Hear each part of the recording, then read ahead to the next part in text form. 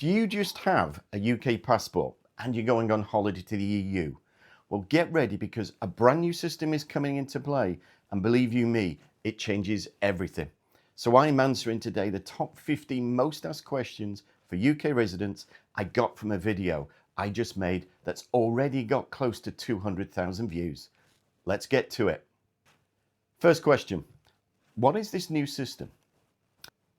It's called the Entry-Exit System, also known as EES. And, well, you'll have to comply with it if you want to be allowed in anywhere in the EU. And it comes into force October the 12th, this year, 2025. And it actually says goodbye to passport stamping and hello to fingerprints, digital photos, and quite a few questions. It's all about security, tracking you, and making sure you don't overstay. Now, if you haven't seen the video I already put out, mentioned at the beginning, I've got a link in the description and the pinned comment down below. Second question, which countries are going to be using EES? Well, there's 29 of them and they're all there, as you can see. I'll give you a few moments to find which are going to be of interest to you when you go on your next holiday. And full list is in the description and the pinned comment. Question number 3. Is it for all UK passport holders? Let's just say if you have an Irish passport, well, you can basically kick back and relax. You're an EU citizen, which means you're part of the free travel club. But the rest of us, like me, having a British passport, then yes, it applies to you. However, there is another free pass, so to speak, and that's if you have a residency or an EU passport in any of the 29 countries I mentioned. And that's for another video coming out soon. So you may want to subscribe, click the bell, and obviously you'll be first to notified. Question number 4. What happens the very first time? Well, think of it as a 3-step process. First step, scan your passport. So you'll either give it to a border official or, if available, you place it on a scanner at a self-service kiosk. Now this is where the system reads the chip and all of your personal details. Step 2, you provide your biometrics. Now this is the new bit, the new EES system, and the system will scan at least 4 of your fingerprints and then take a very high quality facial photo of you. You'll simply be asked to look at the camera, place your fingers on a scanner, or the border guard might actually use a handheld one. Step 3, you answer a few quick questions, and these really vary, such as confirming your passport information, why you're there, how long do you intend to stay, who is with you, etc. And once those 3 steps are complete, your entry is digitally recorded in the system and you're good to go. No stamping of your passport needed. Question 5. Okay, but what about babies and kids? Are they going to be exempt from all of this? Well, for a start, anyone under the age of 12 does not need to provide fingerprints, so no tiny little thumbs on a scanner there. But, and as I often say, there's always a but, isn't there? Here's where the fun begins. And that is babies and toddlers, well, they'll have a facial photo taken and a digital record created. And this is because the system, at the very least, needs a face to link to the passport and track their entry and exit. Good luck with that, folks, especially if you've got babies. Maybe practice at home, jingling keys. You know what I mean. 6th question. Okay, you've done it the first time, but what happens the next time? Much easier. Once your fingerprints and face are logged, they're saved in the system for 3 years.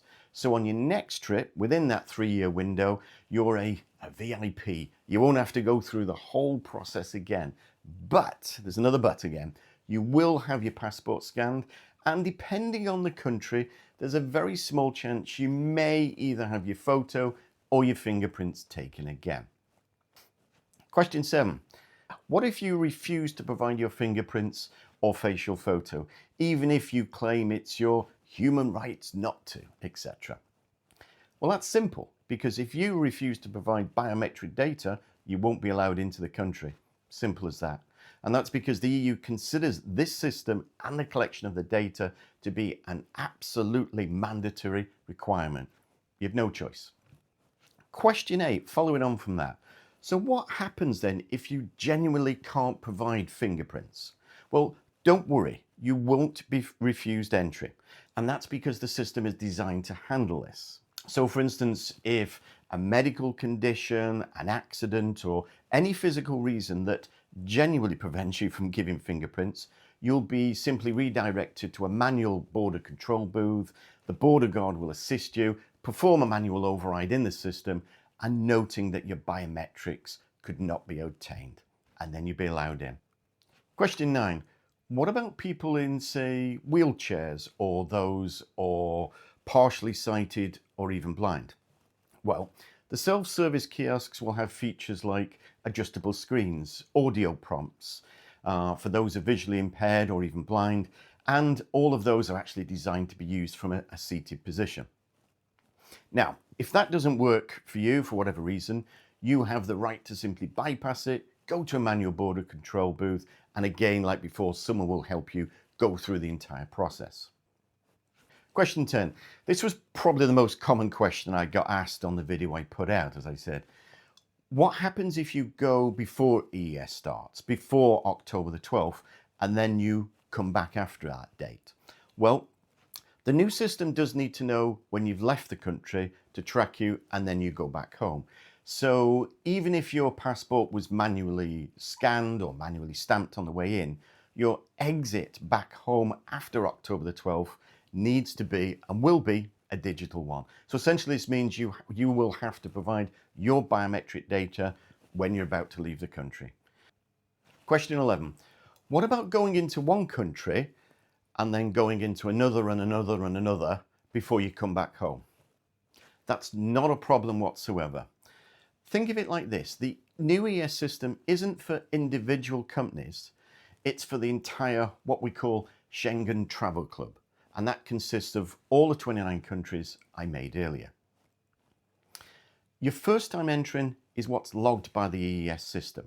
And from that point on, you are, I guess, digitally inside. You're free to travel between any of those countries I mentioned earlier without any further EES checks or passport scanning. So let's say you land in France, take a train to Germany, and then fly on to Italy. You won't be stopped. Your digital clock, in effect, starts the moment you enter the first country, and then it only stops when you leave the last one. Question 12. How about cruises? How's that actually all going to work? Well, this all comes down to one thing, and that's your itinerary. And there's essentially two scenarios here. The first one, let's say you're doing a round trip from a UK port. So if your cruise starts and ends in the UK, you're generally exempt from the EES system. That's because the day trips you make to the various European ports are considered shore excursions. So you won't be subjected really to the full EES check. And then there's the second scenario, which is a fly cruise starting or ending in the EU, say for instance. This is where the EES will definitely come into play. So if, let's say, you fly to an EU country to start your cruise, your first entry there will be logged by the EES system at the airport, just like I've explained before, just like any other flight. Likewise, if your cruise ends in an EU port and you then fly home, your departure will be logged by the EES system at that airport. Okay, question 13, almost there. Okay, you've mentioned cruises, but how does it work with ferries if you're in the car? Well, this is actually quite a big one for anyone driving to the EU, and it's not been completely worked out. So, instead of a passport stamp window you're perhaps used to, you'll see a combination of two different options. The first one, the border staff will have tablets and they may process everything while standing at your car window. And then there's the second option, and it's self-service kiosks. In some ports, you may be directed to a separate lane, or even an area you'll drive to, you use a kiosk to register. You might even be initially asked to get out of your car for a moment to use the machine. Now, hopefully in the future, these kiosks might even be designed to be used from within your vehicle. Except perhaps what happens when there's loads of you in a car. I think that one there, especially at the beginning, is going to cause quite a bit of chaos. Question 14. Now, what happens whilst you're in the EU and you end up in hospital and it takes you over your 90 days? So, regardless of the new system that's coming in, the new EES system, there is still a limit you can stay in the EU, the Schengen area as we call it, which is essentially 90 days within a rolling window of 180 days. The good news is, though, that this new system, the EES, is designed to handle this kind of situation perfectly. And you won't be treated as an overstayer or even worse, banned from going to the country again. Now, here's what you need to do. Firstly, don't panic. Your first priority is your health. Second, as soon as is possible, you need to get an official letter, either from the hospital you're in or a medical professional that's there, to prove everything you say is the truth. Now, this is key. This is absolutely necessary to avoid any problems, up to, and as I said, including a travel ban. Third, the moment you can, you or someone you're with or you know and trust needs to contact the local immigration office of obviously the country you're in. You show them all the hospital documentation and explain the situation to them. And lastly, fourth, the authorities can then grant you temporary extension of your stay to avoid any penalties. The key, as I said, is to be proactive and have proof of your situation, and then you've got nothing to worry about. Okay, question number 15, the last question. Well, I'm turning it around because that's the opportunity for you to ask me any other questions. Stick them in the comments below. So, there you have it. Thanks so much for watching.